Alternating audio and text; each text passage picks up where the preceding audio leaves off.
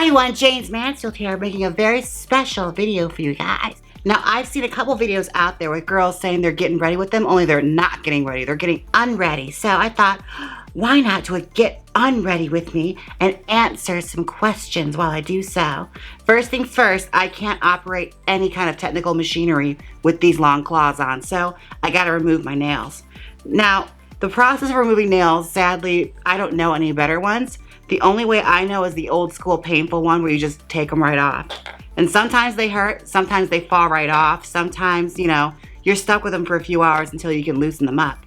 But I usually go right back and forth, rock it, and then pop it. And this adhesive I use is actually from Family Dollar, so it's actually coming off real easy today. If you get that Kiss brand with the brush, girl, they stay on there forever. Yeah, they're coming right off. And this is the best part because you can reuse them if you're a cheap bitch like me. Nails are off, now I can start answering some questions. Okay, let's see what you guys gave me for questiones. Go to my community page for YouTube. Question number 1. This one is from Lewis. He asks, if you could drag up a wrestler, who would it be? I thought long and hard about this, and I have to say, probably my baby Finn Balor, because he's got a beautiful face and I've seen what it looks like underneath all that facial hair, and it's a nice round jawline like I have. So I think I really have a lot of fun with that face. Next question. Jack Lewson asks, is it time that Madonna retired? No. Lily asks, would you consider doing an all-star season? Well, Lily, of course I would, because as you know from me being on YouTube for many, many years, I'm desperate for attention. I crave it, actually. And, you know, it sustains me as a human being. And as a person in the entertainment field, you know, we have to have that kind of thing to survive. But yes, I would absolutely do an all-star season if I was asked to do it. I'd do any season of Drag Race if I was asked to do it. I hope that answers your question. And also, before you remove your wig, you have to remove your earrings. Jack asks, can you describe your relationship with Nina Bonina Brown? You seem to have a real connection, and I'd like to know where it stems from. Well, Jack, you obviously did not watch my season of RuPaul's Drag Race when I was a contestant on it, which is understandable. I mean, it was 7 years ago. But I met Nina Bonina Brown on the set of RuPaul's Drag Race, and funny story, when I was making my audition tapes for RuPaul's Drag Race, I would stumble across Nina Bonina Brown's, and I'd look at them and think, I'm not going to do anything that this girl is doing. I'm not going to take any pointers from her because clearly this is her 5th one and she hasn't gotten on. So I am just going to do my own thing and not do anything that she did. And lo and behold, after Kimora Black enters the room, here strolls on in Nina Bonina Brown, and I completely ate crow. As far as the friendship goes, I really got to talk to her a little bit when we were doing the preparation for the Lady Gaga runway. I really got a good connection with her because she actually came off really chill and down to earth when you got to talk to her a bit, because she wasn't like she was in her YouTube videos and the World Star videos that she was known for. Wig coming off and the voice is gonna change. Just a sidebar that if you're taking your lace front wig off and you use Got2b glue, use water and that's gonna weaken the glue and you can pull it up without ripping out your edges. I thought Nina Bonina Brown was fantastic. And we got really, really close as we were like in Untucked and everything. We really bonded and talked to each other on a deeper level. And after the show was done and wrapped, she's probably the only girl I still stay in contact with. We text a lot. We always are popping up on each other's lives. Well, I mean, I pop it on hers from time to time just to annoy her. You know, trauma bonds. You can't beat that. Let's see. What else do I want to do? I have to take off my eyelashes. Before I do, let's answer another question. I'm not going to answer that one. Steve asks, are you excited? Oh, Puff, really? Steve asks, are you excited for AEW? Actually, I am. Now, this is going to be totally past presence by the time I answer this and this video gets posted, but I am so excited to watch, you know, Double or Nothing and see what all happened. I saw some of the highlights and girl, it's crazy. I'm excited for it. Goose wants to know, best advice on starting out in drag. I'm still trying to establish myself, like my drag identity, I guess. And I've already learned a ton from you. I was wondering, what basically is your ultimate advice is? That's written kind of weird. Well, my ultimate advice for doing drag is, honestly, whatever you do, just be a good one. That's something I read from Charles Pierce's biography. One thing he always used to say about drag is no matter what kind of drag you do, just be a good one. And I kind of like that advice, you know, whatever you want to do, be whatever you want, you know. Wear no boobs, wear no wig, paint yourself purple, I don't care. Just do it to the best of your ability and don't be sloppy. Find something that you can do that no one else can do so that they have to ask you to come and do it. And if something that you do is super conventional, like say dancing or doing splits or death drops, you know, just add your own flair to it and make it so that, you know, you stand out in your own unique ways. Don't just go along with whatever trends are happening at the time. I'm using a Neutrogena makeup wipe right now. I use that for almost all of my face.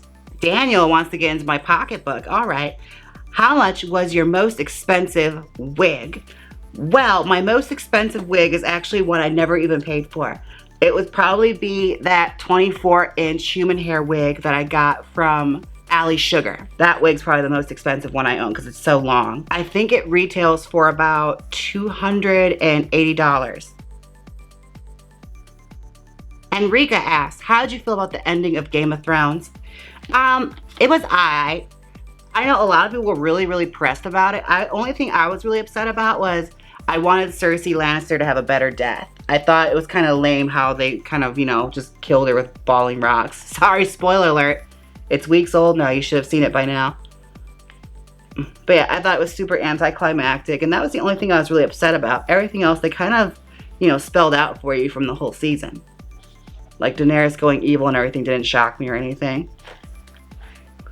And it seemed a bit like, you know, they decided like, all right, let's wrap this up. We want to do Star Wars. Blue Matt asks, why did you decide to put on a voice when you do drag? Well, the kind of drag that I was always into was drag that was very popular in the late 80s and 1990s. Like Barry Humphries and Dame Edna, he portrayed like a character. And Varla G. Merman especially, she portrays a character where she puts on an effeminate, you know, heightened voice, and it's very meta. So I like the element of, you know, just amplifying the persona even more. And as I the voice is fading now. I'm sorry. I'm halfway out of face by now. The voice is gone. All right, and this is the part where you guys were asking me how to remove Pros-Aide. Well, here's the thing. I take a Neutrogena wipe and I scrub in one direction like hell, pressing hard on the eyebrow and just scraping it away. And it actually, I think the makeup wipe is actually pretty potent if you take like a fresh one. It cuts through it pretty easily and scrapes it out. Yep, it's coming right off. And I only do about 3 layers of the Pros-Aide because that's all I really need. Because my eyebrows at this point are still quite thin. When I feel like I've gotten right down to that fine layer of Pros-Aide and it's almost all out of my brow, what I do then is I take one of these Equate alcohol wipes, the ones I use to clean off my eyebrows in the beginning, and I take one of those and go through it again, and the alcohol will break down the Pros-Aide, and that'll also help get it out. And just be careful to keep it on your brow hairs. Don't go anywhere near your eye with alcohol because that's not going to be an enjoyable experience. I can guarantee you that. Just go in with the wipe again and get it out. I have my brow back. I didn't get any fancy remover or anything because I'm very cheap and I don't do those kind of things. I just find the cheapest alternative I can do. You don't want to get stuck with Amazon Prime. Marco asks, is there any type of silhouette or hairdo that you haven't tried creating yet or really want to do? As far as hairstyles go, I'd love to do like more of those really funky like anime cosplay ponytails, like where they have like the poles in the wig and everything. It's like Sailor Moon. I'd love to do that with a wig and figure out exactly how that works. And once I master it, I could teach you guys how to do it. But no, those are kind of hairstyles I'd like to try out. That's something different. I love what I love about wig making especially, I love wig making when it involves using different products that aren't hair or different materials that aren't hair. Like I've seen certain wigs on Broadway where they have like chicken wire making up the base and everything to create like unique shapes. Diana asked, do you use Kirkland baby wipes to clean your makeup off? I remember seeing them on RuPaul's Drag Race workroom in earlier seasons. You'll be shocked to learn that they were actually still there, and I'll tell you this right now, there's some they don't clean, so you end up using soap and water anyway. They weren't even worth stealing when I left. I use Neutrogena makeup wipes because they just work with cutting through the drag makeup. I used to use Clinique Take the Day Off, but it's oil based and it just was so, it left my face so greasy, and I'm already oily skinned, so yeah, it wasn't a good match for me. Frank asks, how was it working with Movie? And what are some other YouTube channels that you enjoy? I have to say Andrew and Averill are awesome.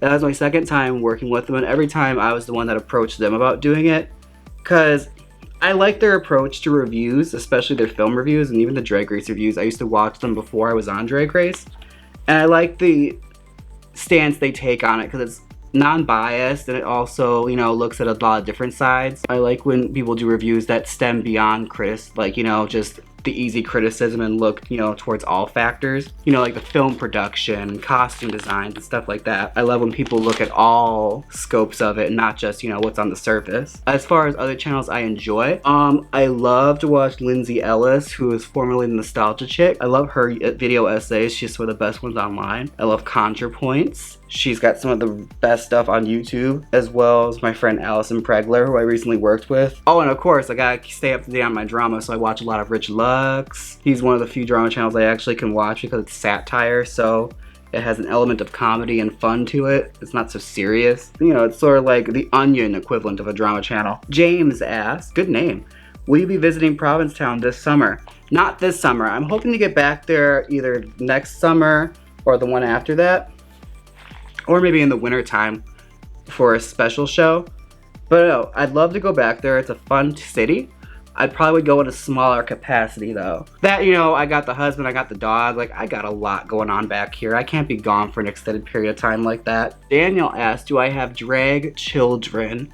At the moment, I have a adopted drag daughter here in Milwaukee, Nina Pita Santa Maria. I inherited her from another drag queen. So at the moment, you know, I'm almost childless.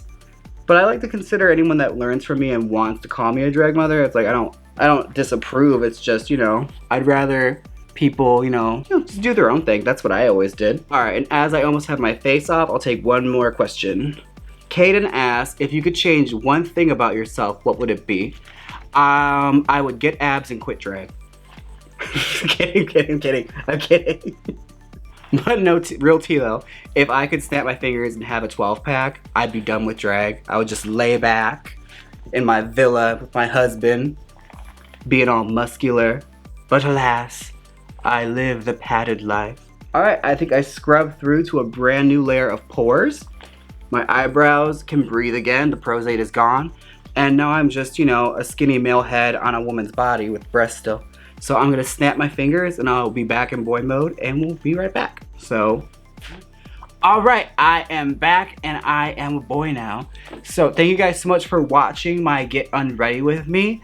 I hope to see you guys in the next one. Do not forget, I have a collaboration with Black Phoenix Alchemy Lab. I did the magical Jaymes Mansfield wig spray, the first of its kind, allegedly. So exclusive, not even I have a bottle of it yet. So, be one of the first ones to get your hands on my wig spray. Don't forget to like, comment, and subscribe, and until next time, bye! Click here and see me try out the new NYX Cosmetics / Aquaria palette. Or see me try out waveformers with Youth Beauty hair. Come on, click it. You know you want to. If you don't click it, I'll switch out your makeup remover with dish soap. So click it.